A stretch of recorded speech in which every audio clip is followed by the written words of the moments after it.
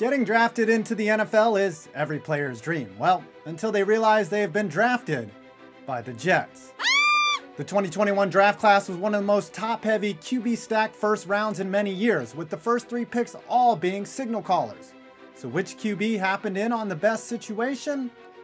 Let's find out. Before we get started, let's go back a little bit. Last year, Joe Burrow got drafted into a bad situation and was thrown into the Wolves and got almost insta-hurt. However, Justin Herbert ended up being the steal of the draft, pick 6. Whoa, who thought Nathan Peterman would make it into this video? Kyler Murray faced a similar fate the year before, but was given a decent situation with Cliff Kingsbury installing an offense he already knew, and luckily his escapability kept him from dying. And he also ended up with DeAndre Hopkins to throw to. Jordan Love and Jalen Hurts also got good situations. I mean, Love is just sitting there watching the fires burn, but I digress. Let's start with Trevor Lawrence. He was obviously the best QB, taken number 1 overall. He gets an offensive-minded coach in Herb. His OC is Darrell Bevell, the guy who coached up Russell Wilson to a ring. Other than that, not a great situation. The O-line was ranked 26th last year, and they drafted an RB instead of O-line help. It's likely Lawrence will start week 1 even though Minshew is still there, so that's a plus for him. I'd say the situation is neither good nor bad for Lawrence, provided he can stay healthy. He better hope his talent overcomes the lack of depth on his team. He's probably going to get hit a lot. Look, it would be easy to say getting drafted by the Jets in any year is a bad situation, and it is. But Zach Wilson seems equipped to handle the pressure from the media. Not sure about all the Mike Fires and free rushers he's going to face in 2021. The Jets O-line was one of the worst in the league last year. Both it and mono nearly killed Sam Darnold. New head coach Robert Saleh is defensive-minded, so don't expect Wilson to air it out. Wilson also has first-year OC Mike LaFleur, so good luck with that. You might see 2 yards in a cloud of dust. The offense might be more inept than the Mets when DeGrom is pitching. If any of the first-round picks are getting drafted into a bad spot, Wilson takes the cake. He was great at BYU, but this isn't Kansas anymore, or Utah. What's the difference? Out of the 4 first-round QBs, Trey Lance has maybe the most upside. Throw out the fact that he came from North Dakota. Those boys can play. Lance is 6'3", big and athletic, and can run. He's going to need to. He might not be ready to take on both Jimmy G's job and sexuality.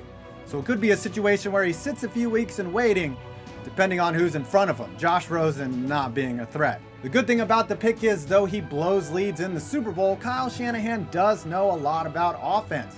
And if everyone is still alive when the season starts, Lance should find the field with many plays tailored to his strengths. Should be fun when he gets in the lineup. Definitely a good situation for him. Just like him falling to 15th in the draft, I almost forgot about Mac Jones. The draft coverage showed him nervously sitting by his phone and getting angry Aaron Rodgers style. Then he fell to the Pats at 15. Side note, have you ever seen a kid that already looks like he's 50 years old? Even though he is young, I can already see a weathered Mac Jones trying to sell me insurance. Anyways, if anything was proven last year, it's that coaching cannot fix personnel. Cam Newton's shoulder is washed and Jared Stidham is outright trash. Jones could be in a good situation with Bills lapdog Josh McDaniels, but it's also been 2 decades since Belichick trusted his livelihood to a rookie QB. If Jones is just decent, he could find himself playing 1 week in January. Before we get to Fields, I want to make a quick mention of Kyle Trask, who went 64th overall to the Bucs. He gets to sit and watch the GOAT at QB, and even if Brady goes full Favre Rodgers on him, there's no way he doesn't pick up knowledge through osmosis. And that leaves us with Justin Fields, the only first-round rookie coming into a team that made the playoffs last year, albeit an 8-8 squad. This is actually a great situation for Fields, who, even though they traded up for him, doesn't have that huge of expectations. How is that? Because all he has to be is better than Mitch Trubisky. Fields has tremendous athleticism, is a leader, and can throw while moving to his left. His only competition is the corpse of Andy Dalton, who's such a good guy he seems like he'll show him all the tricks of the trade and how to take people's souls while they're sleeping. The Bears were ranked in the bottom half of every offensive category in 2020. However, their defense is elite, and they drafted 2 tackles. They may be light on weapons, but I see Fields getting plenty of opportunities in close games. Out of all the QBs taken, he is the most likely to be starting a playoff game. But remember, Mark Sanchez did the same shit too. We all know how that ended.